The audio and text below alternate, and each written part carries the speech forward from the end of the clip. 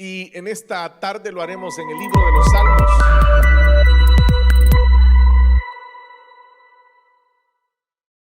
Esta mañana hemos estado con nuestros hermanos de Brescia y ellos les envían un fuerte abrazo a cada uno de ustedes. Venimos con nuestro hermano Daniel de la ciudad de Brescia. Estuvimos en un culto muy especial con nuestros hermanos celebrando la cena del Señor. Y luego pues tuvimos un momento para compartir con ellos. Estaba lloviendo fuerte, estaba lloviendo granizo por allá, así que, pero a pesar del clima que estaba algo extremo, disfrutamos muchísimo con nuestros hermanos y ellos muy felices de la visita y nos encargaron saludarlos a todos ustedes. Salmo número 85 es el que vamos a leer en esta tarde. Saludamos a todos nuestros hermanos que a través de la transmisión en vivo se unen también para meditar junto a nosotros en las verdades de la Biblia. Salmo número 85 y damos lectura a partir del versículo número 1. La palabra del Señor nos dice: Señor, tú has sido bondadoso con esta tierra tuya al restaurar a Jacob. Perdonaste la iniquidad de tu pueblo y cubriste todos sus pecados. Depusiste por completo tu enojo y contuviste el ardor de tu ira. Restáuranos una vez más, Dios y Salvador nuestro. Pon fin a tu disgusto con nosotros. ¿Vas a estar enojado con nosotros para siempre? ¿Vas a seguir eternamente airado? ¿No volverás a darnos vida para que tu pueblo se alegre en ti? Muéstranos, Señor, tu amor inagotable y concédenos tu salvación. Voy a escuchar lo que Dios el Señor dice. Él promete paz a su pueblo y a sus fieles, siempre y cuando no se vuelvan a la necedad. Amén. Dejamos, hermanos, hasta ahí la lectura. Pueden tomar sus asientos y oremos. Padre que estás en el cielo, te damos, Señor, muchas gracias en esta tarde por la gran bendición que de ti recibimos al poder congregarnos en este lugar. Gracias te doy por la vida de tus hijos, de tus hijas que ahora se congregan, muy alegres de tener la bendición, Señor, que tú les otorgas de recibir tu palabra. Por eso hoy abrimos nuestros corazones y pedimos en el nombre de Cristo Jesús que nos hables, que puedas traer para cada uno de nosotros un consejo el cual nos fortalezca, nos alimente, nos permita crecer en ti, Señor. Que esta palabra que ahora nos entrega sea la respuesta a cada una de las circunstancias que estamos viviendo. Así también, Señor, en tus manos de amor encomendamos toda aflicción, toda necesidad. En tus manos encomendamos, Señor, todas las cargas de tu pueblo. En tus manos encomendamos a los que están enfermos, para que pongas, Señor, ahora sanidad sobre ellos, para la gloria de tu nombre. Pues nosotros, Señor, en ti hemos creído y en ti esperamos. En el nombre de Cristo Jesús, nuestro Señor, oramos. Amén y amén.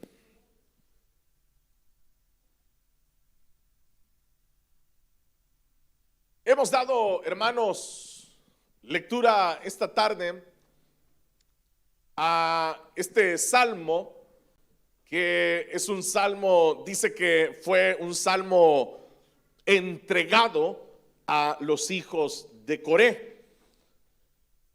Como ya lo he dicho en otras oportunidades, los salmos o el libro de los salmos, el cual está compuesto por 150 salmos, que son los que usted tiene ahí en su Biblia, son composiciones poéticas, son descripciones de ciertos momentos, de ciertos sucesos e incluso en algunas ocasiones de algunos personajes.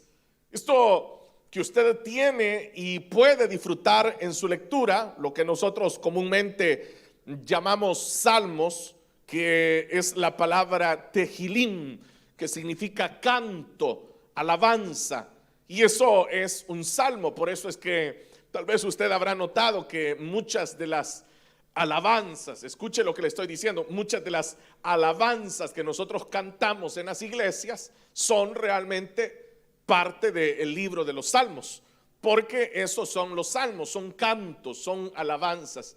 Alabanzas, como digo, o cantos que fueron escritos con propósitos definidos para hacer narraciones poéticas de ciertos incluso momentos históricos que Israel vivió. Por eso es que uno siempre ha tenido la idea de que cuando se habla del libro de los salmos, uno cree que todos los salmos son escritos por David, pero eso no es así. De hecho, estos 150 salmos se tardaron siglos en poder ser escritos. Entonces, indudablemente participaron muchísimos en la escritura de los salmos. Y este que en particular hoy, esta tarde tenemos, dice, este salmo no contiene un autor, no nos dice que haya sido escrito por alguien en específico, pero lo que sí dice este salmo es que les fue entregado a los hijos de Coré. Y cuando dice que les fue entregado es porque los hijos de Coré eran las familias de los levitas, eran los que servían, eran los que ministraban, eran los de la familia de Coat. Y entonces ellos eran quienes presentaban estos cantos ante el Señor. Entonces en este salmo no se nos dice quién es el escritor, pero sí se nos señala que le es entregado a los hijos de Coré para que sean ellos quienes lo entonen, porque eso es lo que se hacía con el libro de los salmos y es lo que hoy en día nosotros seguimos haciendo también, puesto que seguimos cantando muchos de estos salmos. Ahora, le doy este detalle para que usted pueda ubicarse, que por eso es que los salmos tienen un propósito. Este salmo que acabamos de leer es un salmo que la mayoría de estudiosos lo sitúan después del regreso de Israel del exilio de Babilonia. Nosotros sabemos que Israel había sido llevado en cautividad a Babilonia. Entonces, note que por eso hago esa aclaración, porque uno dice, los salmos de David, dicen muchos hermanos, pero cuando Israel regresó después de los 70 años de cautividad en Babilonia, usted sabe que cuando Israel es llevado por medio, se llevan más bien al rey Joaquín, es decir que David ya tenía bastante de haber muerto. Entonces los salmos van siendo escritos, por eso le digo, en diferentes circunstancias históricas de Israel. Y este salmo es un salmo que los estudiosos lo ubican así, lo ubican como un salmo que es escrito después del regreso del exilio.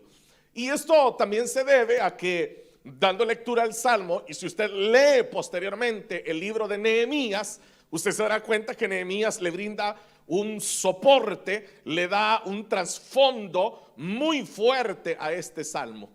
En este salmo es en los primeros 7 versículos que hemos leído, aunque abarcamos hasta el versículo 8, pero en los primeros 7 versículos el salmo sufre un antes y un después.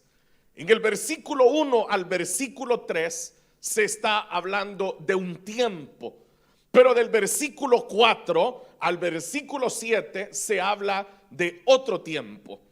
Entonces, note usted que aunque es un mismo salmo, y como nosotros los cristianos estamos acostumbrados a eso, hacemos una lectura de la Biblia muy apresurada, sin observar detalles que nos permitirían fácilmente entender el propósito del escritor, porque cada escritor tiene un propósito al hacerlo. Es decir que, y esto es algo, podríamos llamarlo hasta secularmente. Usted sabe que, por ejemplo, alguien que escribe una novela, por ejemplo, dramática, tiene un propósito muy diferente a alguien que, por ejemplo, escriba un libro de ficción, o alguien que escriba una obra de terror, por ejemplo, de suspenso. Entonces, el que está escribiendo tiene propósitos muy diferentes. Y en el libro de los Salmos sucede eso. El que está escribiendo tiene propósitos. Y en este salmo hay un propósito muy especial, que es el que quiero que cada uno de nosotros esta tarde podamos identificar. Y lo diría así tan directamente y tan francamente, que el perdón es una obra exclusiva de Dios. Lo voy a decir una vez más, que el perdón es una obra exclusiva de Dios. Nosotros los seres humanos incluso estamos acostumbrados a decir te perdono, la perdono, lo perdono, pero aún el perdón genuino que brota de un ser humano no es más que el reflejo del perdón que Dios le ha otorgado a este ser humano. Por eso es que una persona que no ha experimentado el perdón de Dios no puede perdonar a otro ser humano. Porque el único que puede ejercer un perdón es aquel que ha experimentado el perdón de Dios. Porque el perdón de Dios es el que nos habilita para poder perdonar. Por eso existen muchos seres humanos que dicen yo eso no lo perdono. Otros dicen yo eso jamás lo voy a perdonar. Yo eso jamás lo voy a olvidar. Pero eso se debe a el propio corazón humano. Pero cuando una persona, por muy grave que sea el agravio, por muy grave, profundo que sea el daño que se ha recibido, es capaz de perdonar, es simple y sencillamente porque esta mujer o este hombre, sin lugar a dudas, primero tuvo que experimentar el perdón de Dios. Porque el perdón es una obra exclusiva de Dios. Nadie más puede perdonar, nadie más puede dar perdón, sino solamente el Señor es el único que puede dar perdón. En estos versículos, como decía, es bastante interesante notar ese orden que se da. Yo quiero que usted me acompañe esta tarde y pueda ver cómo Dios demuestra ese perdón que Él otorga, y por eso también identificar, como le dije, que del versículo 1 al 3 se habla de un tiempo en específico, pero del versículo 4 al 7 se está hablando de otro momento. En el versículo 1 dice: Señor, tú has sido bondadoso con esta tierra tuya al restaurar a Jacob. Cuando dice al restaurar a Jacob, no está haciendo referencia a Jacob como personaje, sino que está hablando de Jacob como nación, está hablando de Israel. Luego, por eso en el versículo 1, en la primera parte, ha dicho con esta tierra tuya, y luego dice al restaurar a Jacob. Él está hablando de la tierra, de la posición geográfica de Israel, y dice Jacob como nación. Posteriormente dice en el siguiente versículo: perdonaste la iniquidad de tu pueblo. Y luego menciona: cubriste todos sus pecados. En el versículo 3 dice: depusiste por completo tu enojo y contuviste el ardor de tu ira. Note que todo lo que en estos 3 versículos se acaba de mencionar se ha mencionado en pasado. Todo nos indica que es un momento que ya ocurrió.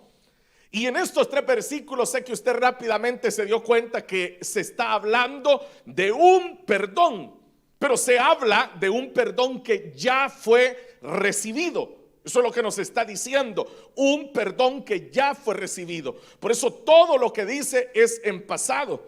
Dice: has sido bondadoso, has restaurado, perdonaste, cubriste, depusiste, contuviste Entonces se está hablando de una obra que Dios hizo a favor de su pueblo, pero que lo hizo en un tiempo pasado.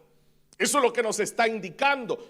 Y si usted y yo nos detenemos más todavía, nos daremos cuenta que está hablando de 6 acciones divinas en estos 3 versículos.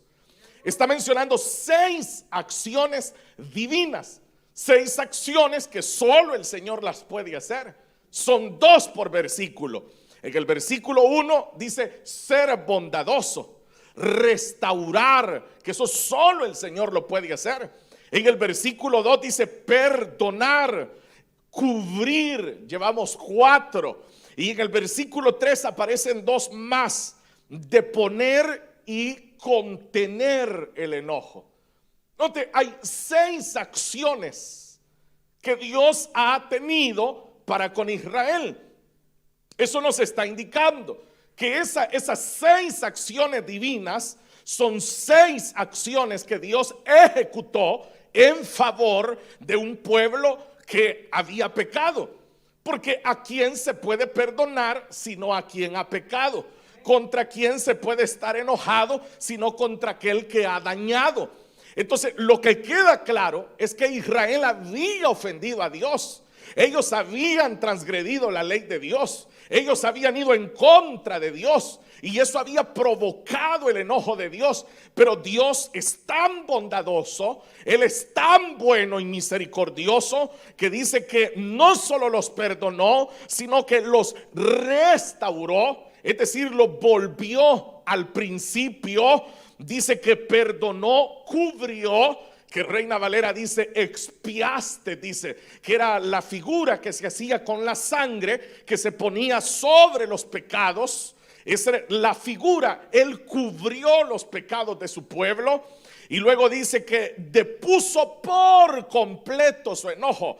Cuando dice por completo es que no le quedó ni un poco de enojo en su corazón, sino que Dios depuso por completo, anuló por completo el enojo que tenía contra Israel. Y hay que ser claro, ser un enojo justificado. Es decir, Dios tenía suficientes motivos para tener enojo sobre aquel pueblo, que había sido un pueblo perverso, desobediente, un pueblo que se había vuelto a la idolatría, un pueblo que era indiferente con un Dios que era tan bueno con ellos, un Dios que los ayudaba, que los bendecía, que los fortalecía, que los libraba del enemigo, un Dios que les daba cosechas, un Dios que les daba lluvia, un Dios que les daba todo lo que ellos necesitaban. Y a pesar de toda esa bondad, este pueblo se encargaba siempre de volverse en desobediencia a Dios. Y por lo tanto dice el versículo 3 que Dios había llegado a sentir enojo, pero los amó tanto que Él depuso ese enojo. Y todavía dice que tenía la ira que iba a derramar sobre ellos, y Él contuvo esa ira. Esa ira de la cual eran dignos de que Dios la desatara sobre ellos, Él la contuvo. Es decir, no la liberó, no la descargó, la contuvo. Entonces entienda, hay 6 obras divinas que Dios hizo a favor de su pueblo. ¿Lo está entendiendo, hermano? Y yo no sé si usted se identifica con esto. No sé si usted entiende que los que estamos acá hemos sido perdonados por el Señor. No sé si usted entiende que los que estamos acá hemos cometido actos ante el Señor por los cuales el Señor tendría que haber desatado su ira sobre nosotros. Y el Señor ha contenido esa ira. Que el Señor ha tenido que deponer su enojo contra nosotros.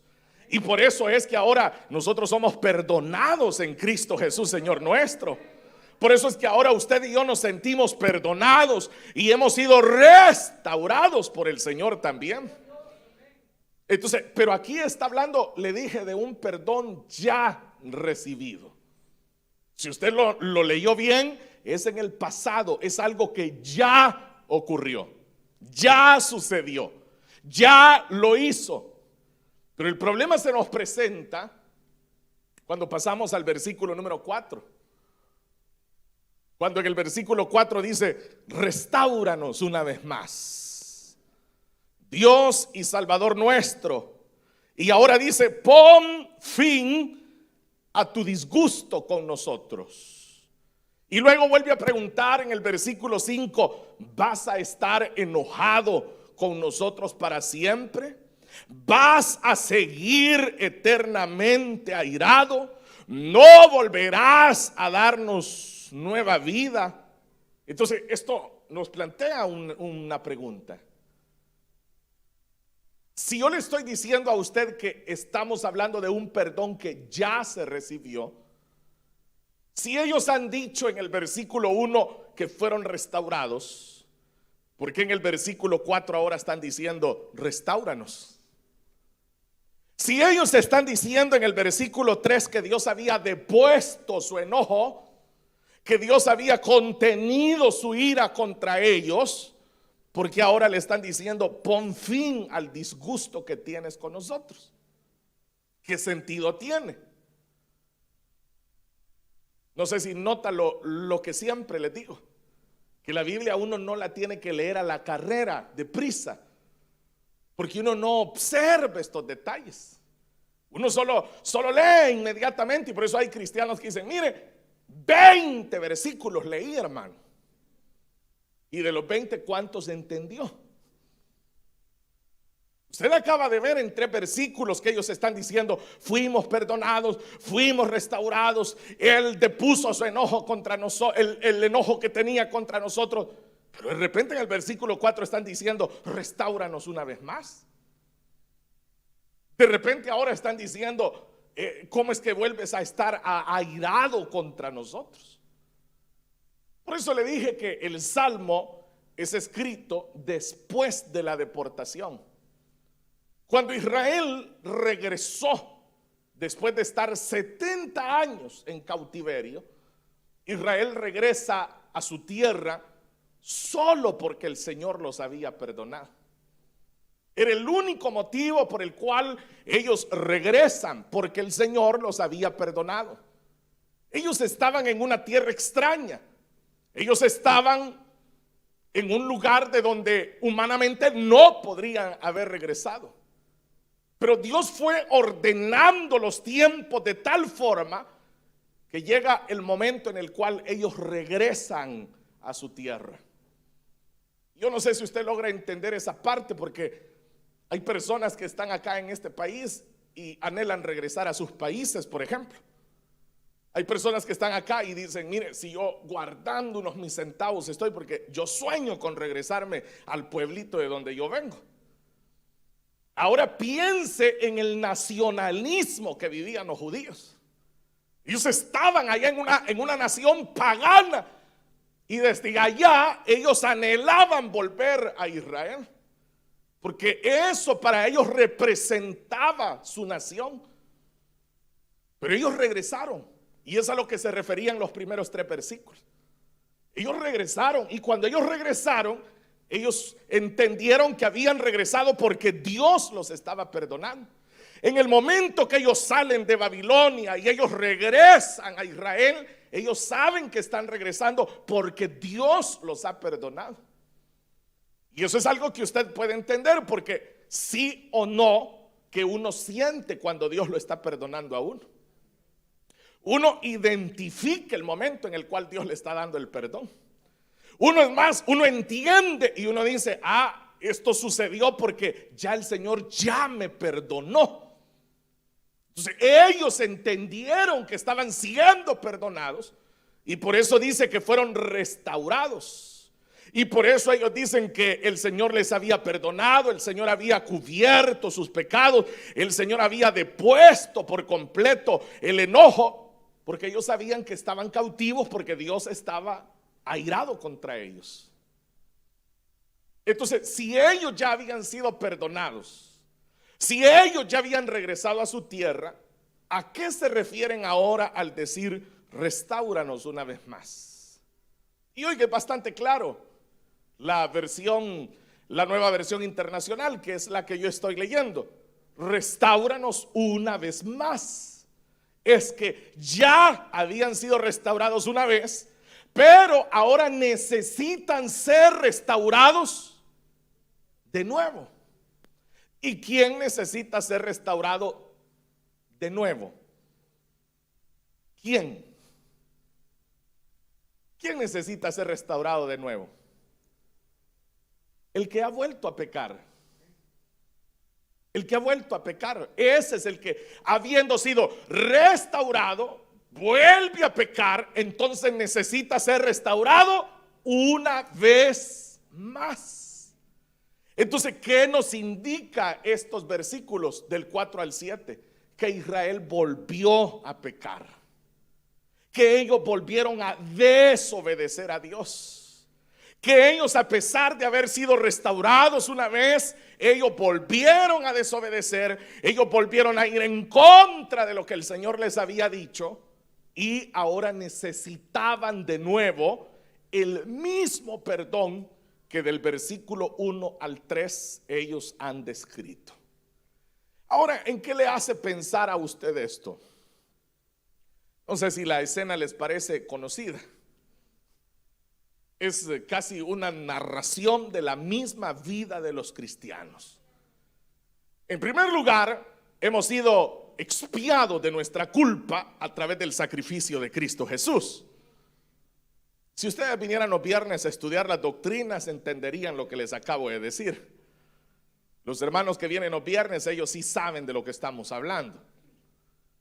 Nuestras culpas ya fueron expiadas por la sangre preciosa de Cristo Jesús. Pero se da, podríamos llamarle, un círculo repetitivo. Y es algo en lo que muchos creyentes se encuentran cautivos hoy en día.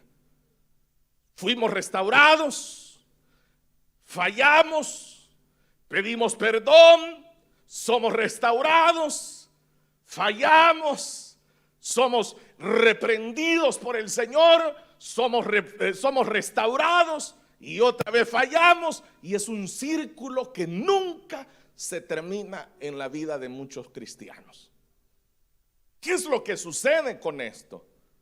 Antes que nada, debo de dejar claro, Dios es misericordioso, ¿sí o no? Él siempre perdonará, ¿sí o no? Sí, eso lo sabemos. El problema va más allá, y el problema va precisamente en la calidad de vida que se lleva en esta tierra. Es decir, que muchos creyentes quedan atrapados en un hábito, en una especie de tradición que se les vuelve la vida. Entonces son aquellos hijos de Dios que viven bien 6 meses del año y viven mal 6 meses del otro año. Entonces, cuando venga el año 2022, en enero son los que dicen: Señor, ahora sí te prometo, ahora sí que, y si no cumplo, me castigas. Le ponen como un nivel más de dificultad al asunto. Y luego soportan, digamos, hasta como por ahí, por mayo y por junio. Pero luego vuelven otra vez a bajar la guardia, y es cuando terminan los últimos 6 meses del año mal. Pero como el Señor es bueno en su misericordia, Él perdona y Él restaura. Pero como por ahí a finales otra vez de diciembre y de enero uno vuelve a tener conciencia, y uno dice: Señor, no quiero terminar mal el año contigo, así que te ruego que me perdones y que me restaures una vez más, como lo estamos leyendo ahí. No quiero que termines el año enojado conmigo. Y el Señor, les pregunto a ustedes, ¿perdona o no perdona el Señor? Sí, Él perdonará. Es que indudablemente el Señor perdonará. Usted no puede tener ni la más mínima duda de eso. De aquel que diga: no, ese hermano ya está jugando, ese hermano lo que merece es que lo apedreemos, ese es fariseo, porque los fariseos eran los que querían apedrear. No, el Señor perdonará. Pero dígame usted, ¿qué avance se tiene en la vida cristiana? No hay ninguno. No hay ningún crecimiento. No hay incluso ningún descubrir de los propósitos de Dios en nuestra vida. No hay bendiciones en la vida, porque el creyente en lo que ha incurrido es en un círculo interminable. Vuelvo, es como que usted comienza en el versículo 1 y termina en el 7, pero luego vuelve al versículo 1, no llega al versículo 8, sino que se regresa al versículo 1 otra vez. Porque ¿cuál es el versículo 8? El versículo 8 dice: voy a escuchar lo que Dios el Señor dice. ¿Y qué es lo que dice el Señor? Porque si usted nota, ahí hay dos puntos. Es decir, después de esos dos puntos viene lo que el Señor está diciendo. Y lo que el Señor dice es: Él promete paz a su pueblo y a sus fieles siempre y cuando no se vuelvan a la necedad. Eso es lo que Dios está prometiendo. Dice: les prometo paz. Le prometo a todos los que son fieles. Fieles. ¿Cómo han andado ustedes en fidelidad este año? Porque todos estamos preocupados que se nos termine el año. Dice: ay, hermano, cuando menos viene a sentir uno, ya es 24, ya es 31. Y están preocupados, pero la preocupación real nuestra tendría que ser: ¿cuán fieles hemos sido al Señor este año? Me encanta que se queden así quietecitos, hermanos.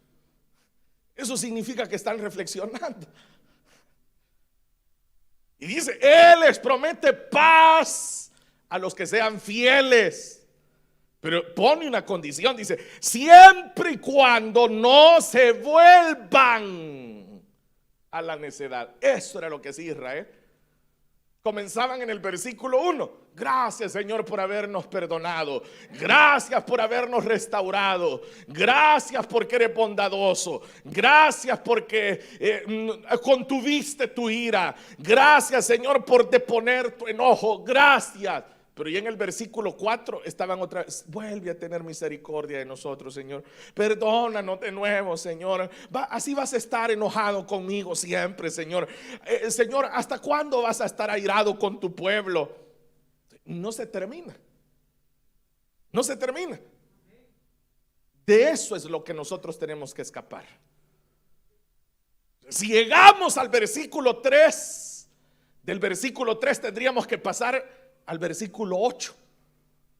No volver a la necedad. Esa tendría que ser nuestra meta. No volver a la necedad. No volver a la necedad. Pero ese es el desafío nuestro. Qué difícil es. ¿Usted ya se ha perdido alguna vez? Hablo físicamente, pues, que anda buscando alguna dirección y anda dando vueltas en el mismo lugar. No sé si ya les ha pasado a ustedes. A mí sí, cuando acababa de venir a este país me perdí varias veces. Y uno de repente dice: no, si por aquí ya pasé. Y más aquí que todos los edificios se parecen, uno dice: no, si aquí había pasado. Es así la vida de los cristianos. Vuelven a pasar por donde ya habían pasado. Y están igual que Israel, dando vueltas en el desierto. Llegó un momento donde el Señor les dijo: les prometo que ninguno de ustedes va a entrar a la tierra prometida. Porque no terminaban de aprender. Siempre estaban volviendo a la necedad. Yo no sé usted si después de lo que hemos hablado esta tarde ha identificado cuántas veces usted ha vuelto este año a cometer lo mismo que usted había dicho que no iba a volver a cometer. ¿Cuántas veces usted ha hecho la misma oración diciendo: Señor, ahora sí, ahora sí? Yo que les digo así, ahora sí, yo me acuerdo de un señor que él era alcohólico y golpeaba a su esposa. Y cada vez que la golpeaba, unos hermanos y yo siempre íbamos. Y cuando llegábamos, cuando ya el señor ya se sentía libre del alcohol, ¿verdad? Enfrente, decía, aquí enfrente del pastor, le decía a la esposa, aquí enfrente del respetable pastor, le decía, prometo que yo no te vuelvo a poner una mano encima. Pastor, que el Señor me castigue, decía. Y al siguiente sábado era otra vez la misma.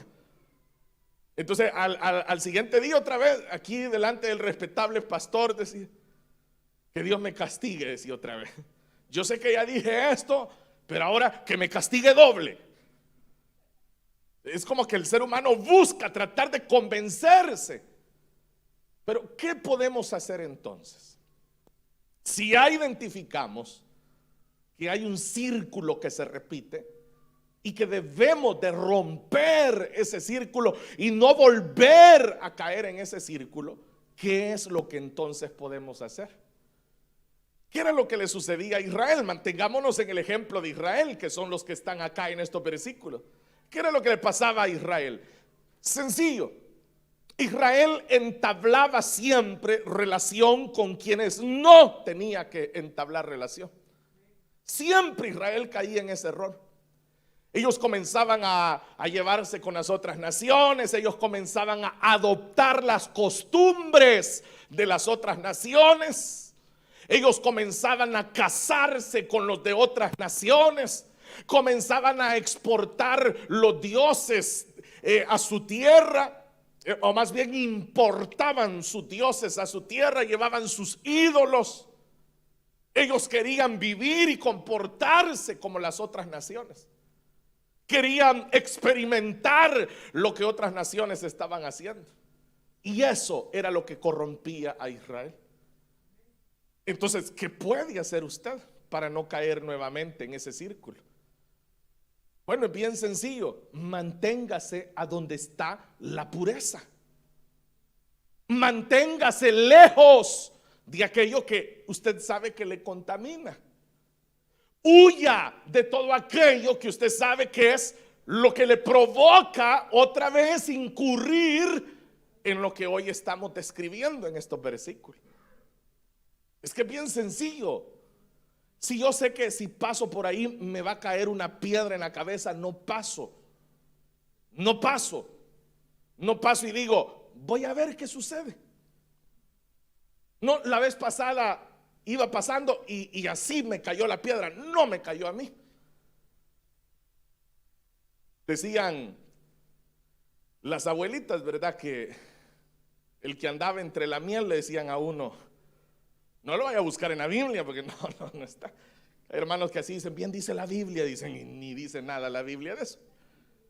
Pero si usted frecuenta lugares, personas que usted sabe que son precisamente quienes le hacen retroceder, la gran pregunta es, ¿qué hace de nuevo ahí?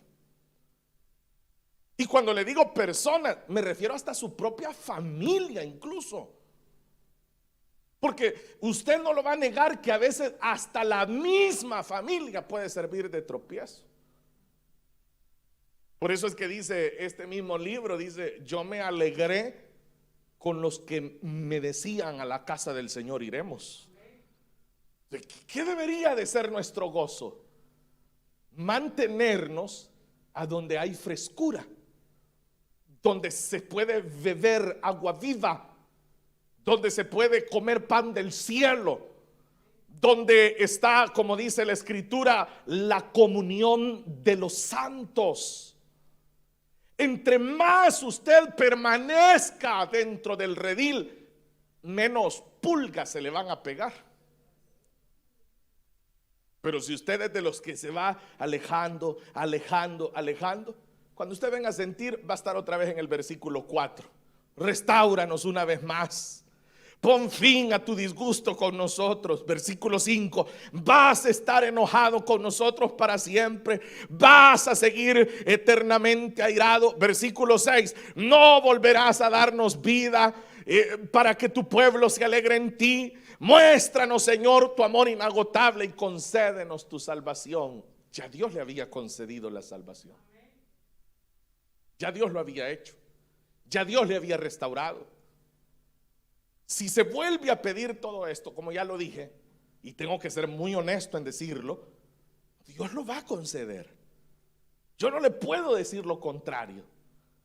No puedo decirle que Llegará el día en el que el Señor se va a cansar y ya no lo va a perdonar. No puedo decirle eso. Pero lo que sí estoy obligado a decirle es que toda la vida usted va a vivir castigado.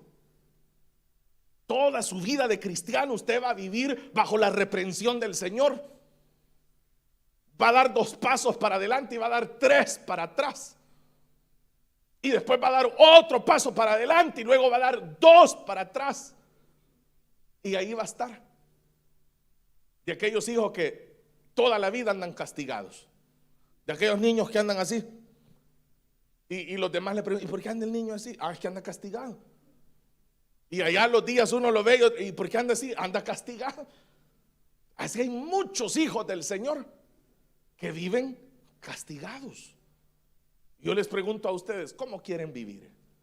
¿Quieren vivir castigados o quieren vivir ustedes bendecidos? Así termina el versículo 8 diciendo: Él promete. Y ustedes saben que todo lo que el Señor promete, Él lo cumple. Amén o no amén. Él promete paz a su pueblo y a sus fieles. Entonces lo que el Señor está pidiendo de nosotros es fidelidad. Lo que el Señor está pidiendo de usted es, no los escucho, lo que el Señor está pidiendo de ustedes es fidelidad. Eso les pide el Señor. Fidelidad les está pidiendo el Señor, siempre y cuando no se vuelvan a la necedad. Queridos hermanos, que el Señor nos ayude a no volver a la necedad. Porque el mismo libro de los Proverbios dice que hasta la vara, dice, ha sido hecha para las espaldas del necio. Entonces ahí le van a estar dando siempre. Van a dar la espalda toda marcada toda la vida. Y todos los que pasen le van a ver la espalda. Dios lo bendiga, hermano. Le van a ver que anda bien castigado. Pero qué diferente es que nos vean en paz. Que digan: ¿cómo se ve en paz ese hermano?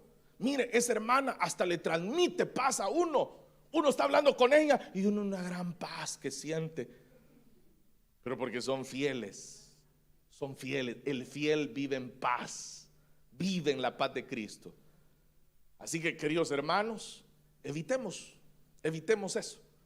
Ese es el llamado que Dios nos hace en este precioso domingo de ayuno y oración. Usted que ha estado ayunando, ha estado orando este día diciendo: Señor, ayúdame, Señor, sácame de esto, Señor, líbrame de esto y de lo otro, Señor, provéeme. El Señor dice: sí, hijo, sí, hija, sí, pero te quiero pedir una cosa: sé fiel. Si vas a estar ayunando, si vas a estar orando, sé fiel. Porque los fariseos vivían ayunando y orando, pero eran infieles ante el Señor. El Señor quiere una iglesia fiel. Amén, mis hermanos. Felices ustedes. Qué bueno, hermanos, sonrían, Cristo les ama. Y si nosotros queremos ver la gloria del Señor, tenemos que vivir ajustados a su palabra. Vamos a orar, hermanos, cierren sus ojos.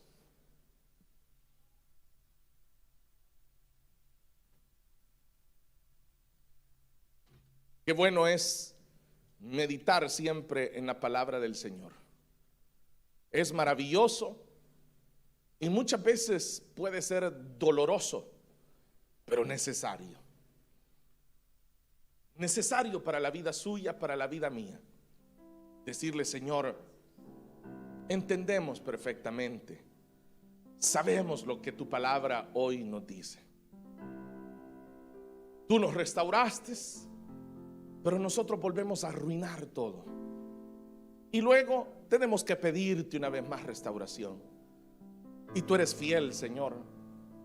Tu naturaleza es una naturaleza fiel, compasiva, misericordiosa, y en esa naturaleza nos vuelves a perdonar. Pero muchos volvemos a incurrir en lo mismo, y es un círculo que no se termina. Danos esta tarde la determinación para sujetarnos bien de tu mano y no volver atrás, para que podamos conservar el perdón que hemos recibido y no necesitemos enfrentarnos ante ti cuando estás airado.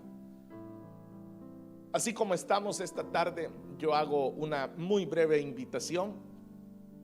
Si en medio de nosotros hay alguien que desea entregar su vida a Cristo Jesús, levante su mano donde está. Si usted desea aceptar al Señor, o también si usted desea reconciliarse con el Señor, puede hacerlo. Como lo hemos dicho esta tarde a través de la palabra, el Señor siempre te espera con los brazos abiertos. Nunca te dirá no.